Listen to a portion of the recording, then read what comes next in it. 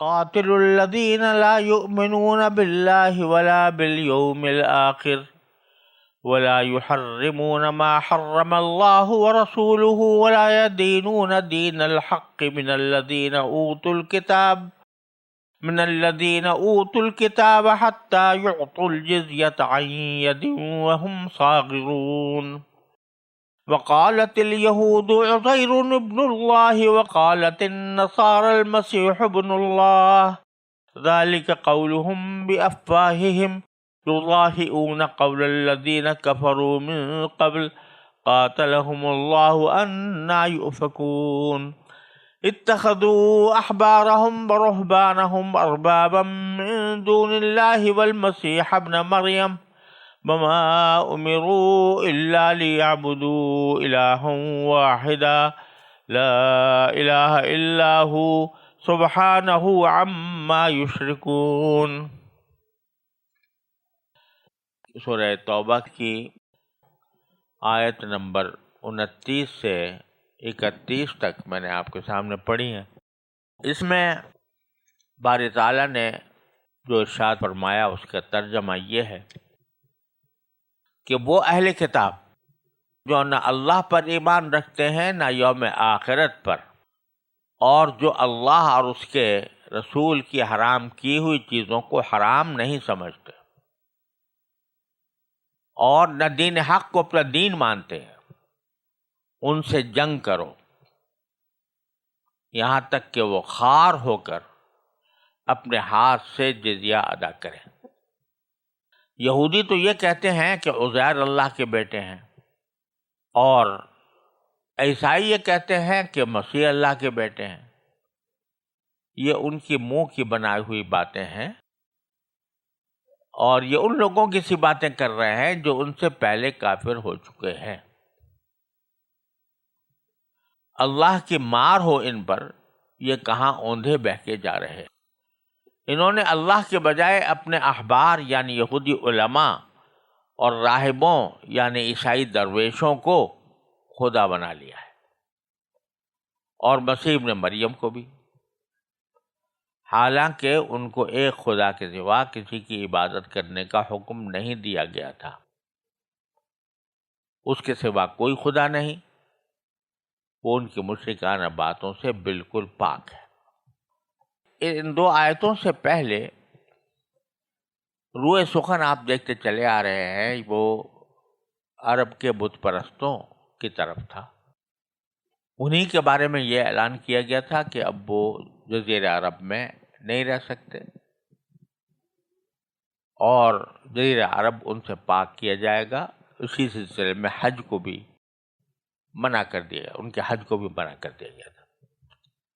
اب یہاں سے روئے سخن ساتھ ساتھ اہل کتاب کی طرف بھی متوجہ ہوا ہے، کیونکہ اگرچہ جزیرہ عرب میں بڑی تعداد بت پرستوں کی تھی، لیکن وہاں کچھ عیسائی اور یہودی بھی آباد تھے مختلف علاقوں میں، جن کو اہل کتاب کہا جاتا۔ سوال یہ پیدا ہوا کہ جب بت پرستوں کو تو آپ نے یہ کہہ دیا کہ ان کے پاس دو ہی راستے ہیں، یا جزیرہ عرب چھوڑ دیں، یا اگر یہاں رہیں تو اسلام لائیں، اگر ان دونوں میں سے کوئی کام نہیں کرتے تو ان کو پھر قتل کیا جائے گا، مطلب ان سے لڑائی ہو، جنگ ہوگی اور قتل ہوں گے، تیسرا کوئی راستہ نہیں۔ سوال پیدا ہوا کہ یہ جو جزیرہ عرب کی بڑی اکثریت ہے بت پرستوں کی، ان کے بارے میں تو یہ حکم آ گیا، لیکن جو یہاں اہل کتاب آباد ہیں، نصرانی یا یہودی، ان کا کیا ہوگا؟ تو اللہ تبارک و تعالیٰ نے اس آیت کریمہ میں ان اہل کتاب کا یہ حکم بیان فرما دیا کہ جس طرح ہم نے بت پرستوں کو یہ کہا ہے کہ وہ اب جزیرہ عرب میں نہیں رہ سکتے، اہل کتاب کے بارے میں ہمارا فی الحال یہ اعلان نہیں ہے، یعنی عیسائیوں اور نصرانیوں اور یہودیوں کو ابھی ہم اس طرح نہیں کہہ رہے کہ وہ جزیرہ عرب کو چھوڑ دیں۔ وہ یہاں رہ سکتے ہیں، بشرطے کہ وہ مسلمانوں کے تابع فرمان ہو کر رہے، اسلامی ریاست کے شہری بن کر رہے، اور اس کی علامت یہ ہے کہ وہ جزیہ ادا کرے۔ جزیہ ایک ٹیکس ہوتا ہے، اور یہ غیر مسلم جو مسلمان حکومت میں ہیں ان سے لیا جاتا ہے، اور اس کا مقصد یہ ہوتا ہے کہ ایک طرف تو ان غیر مسلم جو غیر اس مسلم اسلامی ریاست میں مقیم ہیں ان کو ان کے جان مال آبرو کے تحفظ کی ذمہ داری حکومت لیتی ہے، اور زکوٰۃ ان سے لیتی نہیں، تو زکوٰۃ کے بجائے ان سے یہ ٹیکس لیا جاتا ہے، جزیہ۔ اور یہ اس بات کی بھی علامت ہوتا ہے کہ جو جزیہ ادا کر رہا ہے وہ اسلامی ریاست کا ایک فرما بردار شہری ہے، اس لحاظ سے وہ جزیہ لیا جاتا ہے۔ بہرحال تو آیت کریمہ یہ کہنا میں یہ فرمایا گیا ہے کہ یہ جو ہم نے حکم دیا کہ جزیرہ عرب میں کوئی بت پرست نہیں رہ سکتا، یہ حکم فی الحال صرف بت پرستوں کی حد تک محدود ہے۔ عیسائی اور یہودی اگر رہنا چاہیں تو وہ جزیہ ادا کر کے رہ سکتے ہیں۔ اصل کہنا مقصود یہ ہے۔ اور پھر یہ کہ وہ جزیہ ادا کر کے رہ سکتے ہیں، اس کا معنی یہ ہے کہ اگر وہ جزیہ نہ ادا کریں، نہ اسلام لائیں، نہ جزیہ ادا کریں، یعنی نہ اطاعت قبول کریں، نہ اسلام قبول کریں، نہ اسلامی ریاست کی اطاعت قبول کریں، تو اس صورت میں ان سے لڑائی کرنی ہوگی، اسی طرح جیسے کہ مشرکین سے کی جاتی، ان سے جنگ کرنی ہوگی۔ تو اس جنگ کا بھی پر اللہ تبارک و تعالیٰ نے حکم دے دیا۔ تو چنانچہ الفاظ سب سے پہلے یہ استعمال فرمایا، قاتل الذین لا یؤمنون باللہ والیوم الآخر ولا بالیوم الآخر۔ جس طرح بت پرستوں سے قتال کرنا ہے، اسی طرح اہل کتاب سے بھی قتال کرنا ہے۔ وہ کون ہے اہل کتاب؟ الذین لا یؤمنون باللہ ولا بالیوم الآخر،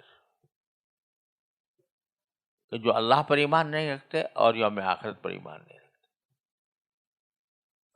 یہاں سوال پیدا ہوتا ہے کہ یہ بات بت پرستوں کی حد تک تو سمجھ میں آتی ہے کہ وہ اللہ پر ایمان نہیں رکھتے اور آخرت پر ایمان نہیں رکھتے، لیکن عیسائی اور یہودی وہ تو اللہ پر بھی ایمان رکھتے ہیں، اللہ تعالیٰ کو مانتے ہیں، آخرت پر بھی ایمان رکھتے ہیں، ان کے ہاں بھی یہ عقیدہ موجود ہے کہ مرنے کے بعد دوسری زندگی آئے گی اور اس میں جزا و سزا کا عمل ہوگا۔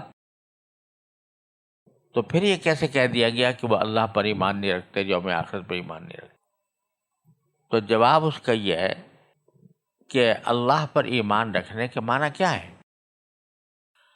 اللہ پر ایمان رکھنے کے معنی یہ ہے کہ اللہ کی توحید کے قائل ہو۔ پہلی بات، توحید کے بغیر اللہ کا پر ایمان معتبر نہیں۔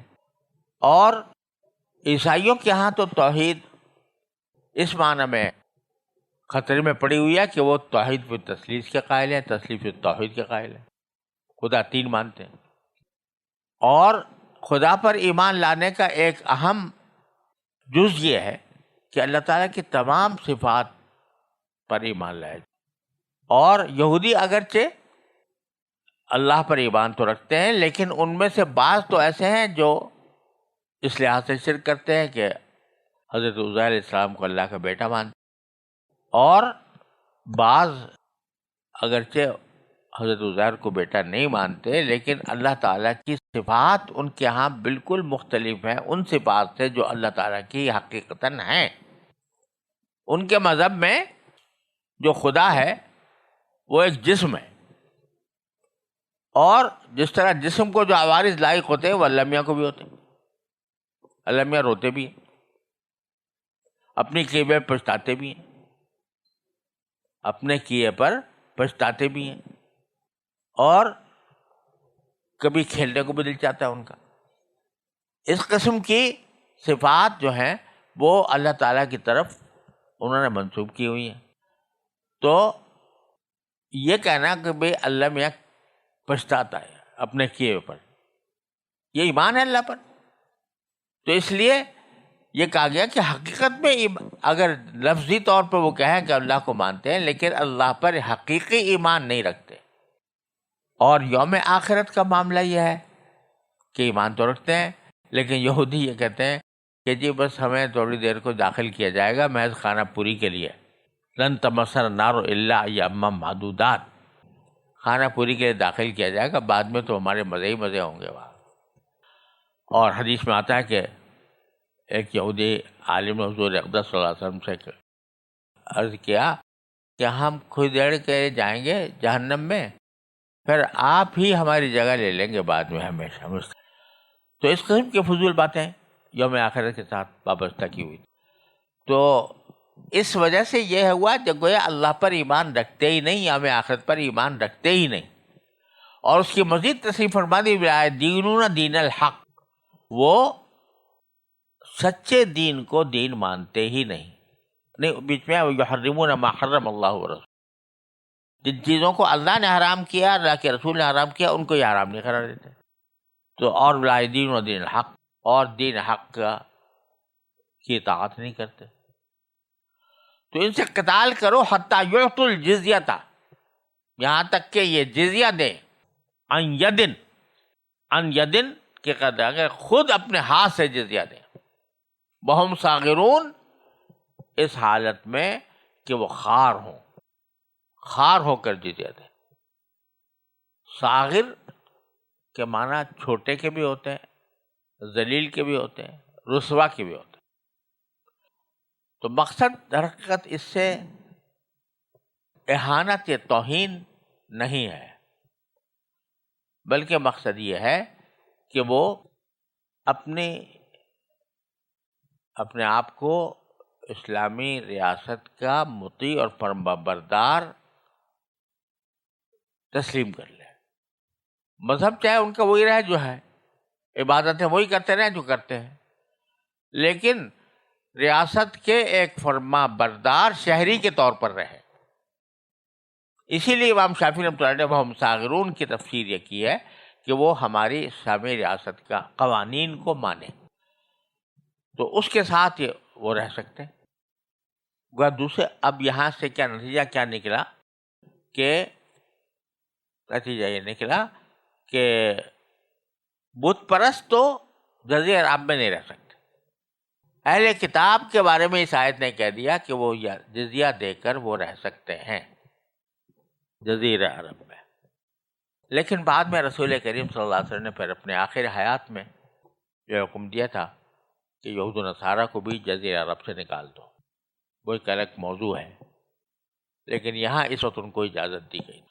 اور جو اجازت اہل کتاب کو دی گئی تو دوسرے مذاہب جیسے مجوسی وغیرہ، تو ان کو بھی حضور اقدس صلی اللہ علیہ وسلم نے جزیہ ان سے لیا، حجر کے مجوسیوں سے، لہذا ان کا بھی یہی حکم ہے جو یہودی و نصرانیوں. ابھی جو فرمایا تھا نا کہ وہ دین حق کی پیروی نہیں کرتے، تو اس کی مزید تفسیر اللہ نے فرمایا وقالت یہود عزیر ابن اللہ، یہودی کہتے ہیں عزیر اللہ کے بیٹے ہیں. وقالت نصارى المسیح ابن اللہ، نصارہ کہتے ہیں مسیح اللہ کے بیٹے ہیں. اللہ کا بیٹا قرار دے رکھا ہے انہوں نے. حضرت عیسیٰ علیہ السلام کے بارے میں تو عیسائیوں کا مذہب مشہور ہے، اب بھی سب مانتے ہیں کہ وہ اللہ کا بیٹا کہتے ہیں. یہودیوں کے بارے میں آج کل یہودی عام طور سے جو ہیں وہ حضرت عزیر کو اللہ کا بیٹا نہیں کہتے، لیکن عرب کے اندر کچھ یہودیوں کا ایک بڑا فرقہ تھا جو انرمتیس کہلاتے تھے، وہ فرقے والے، اس کا وہ حضرت عزیر علیہ السلام کو اللہ کا بیٹا کہتے تھے، اس لیے ان کا خاص طور پر ذکر کیا. اللہ نے بھی فرما دیا کہ یہ سب باتیں بیٹے بنانے کی ذالک قولہم بافواہہم، یہ منہ زبانی بنائی ہوئی باتیں ہیں، ان کی حقیقت سے کوئی تعلق نہیں. اب یہاں فرمایا یضاہئون قول الذین کفروا من قبل، یہ اپنے ان دعووں میں کہ عزیر اللہ کے بیٹے ہیں، مسیح اللہ کے بیٹے ہیں، یہ مشابہت اختیار کیے ہوئے ہیں ان لوگوں کی جو ان سے پہلے کافر ہیں، یعنی مشرکین اور بت پرست، کہ وہ ملائکہ کو اللہ کی بیٹیاں کہتے تھے، فرشتوں کو کہتے ہیں یہ اللہ میاں کی بیٹیاں ہیں۔ تو جس طرح ان سے پہلے کے جو کافر ہیں، یعنی مشرکین مکہ یا مشرکین عرب، تو انہی کی طرح یہ بھی بیٹا قرار دے رہے ہیں عزیر علیہ السلام کو یا مسیح علیہ السلام کو۔ تو یہاں سے بھی یہ بات واضح کی جا رہی ہے کہ جو کہا گیا تھا کہ اللہ پر ایمان نہیں رکھتے یا میں آخرت پر ایمان نہیں رکھتے، تو اس لیے کہ اس قسم کے عقائد انہوں نے اپنے اندر شامل کر رکھے ہیں جو اللہ پر ایمان لانے کے اور آخرت پر ایمان لانے کے بالکل خلاف ہیں۔ اور فرما دیا بیچ میں قاتلہم اللہ، اللہ کی مار ہو ان پر جو خدا کا بیٹا کسی کو قرار دیتے ہیں، انا یؤفکون، کہاں یہ بہکے جا رہے ہیں۔ دوسرا مسئلہ یہ ہے ان کا کہ اتخذوا احبارہم و رہبانہم اربابا من دون اللہ، کہ انہوں نے اپنے علماء کو اور اپنے درویشوں کو، راہبوں کو اللہ کے بجائے اپنا پروردگار بنا رکھا ہے، اپنا مالک بنا رکھا ہے۔ کیا معنی؟ کہ جس کو وہ حلال کہہ دیا حلال، جس کو حرام کہہ دیا حرام۔ اور یہ جو حلال و حرام کہنے کا مسئلہ تھا، یہ ہمارے علماء کے حلال و حرام کہنے والی بات نہیں کہ ایک عالم آدمی پوچھتا ہے کسی سے مسئلہ جا کر، وہ بتاتا ہے بھئی قرآن کا یہ حکم ہے، سنت کا یہ حکم ہے کہ حرام ہے یا حلال ہے۔ وہ اپنی طرف سے نہیں کہتا حرام و حلال، بلکہ قرآن یا سنت کے حوالے سے بتاتا ہے۔ وہاں جو دین ہے، کم از کم عیسائیوں کا تو مجھے معلوم ہے کہ ان کے ہاں پوپ جو ہے وہ سب سے بڑا شارع ہے، شارع قانون نہیں، شارع ہے، یعنی قانون بنانے والا۔ وہ جس چیز کو حلال کہہ دے حلال، جس کو کہہ دے حرام حرام۔ یعنی ایسا نہیں ہے کہ وہ تورات کی تشریح کرے گا یا انجیل کی تشریح کرے گا، انجیل میں ایک چیز کو حرام قرار دیا ہوگا تو اس کو کہے گا کہ حرام ہے، نہیں، اس کو بذات خود یہ اختیار حاصل ہے کہ وہ کسی چیز کو حلال کر دے، کسی چیز کو حرام کر دے۔ تو اتخذوا احبارہم و رہبانہم اربابا من دون اللہ، انہوں نے اللہ کے چھوڑ کر اپنے علماء کو، اپنے راہبوں کو کیا بنا رکھا ہے؟ پروردگار بنا رکھا، اور مسیح ابن مریم کو بھی علیہ السلام۔ لہذا ان کا یہ دعویٰ اللہ پر ایمان رکھنے کا یا آخرت پر ایمان رکھنے کا دعویٰ سچا دعویٰ نہیں ہے۔ وما امروا الا لیعبدوا الہا واحدا، ان کو اور کچھ حکم نہیں دیا گیا تھا مگر یہ کہ وہ ایک ہی خدا کی عبادت کریں، لا الہ الا ہو، اس کے سوا کوئی معبود نہیں ہے، سبحانہ عما یشرکون، وہ پاک ہے ان مشرکانہ باتوں سے۔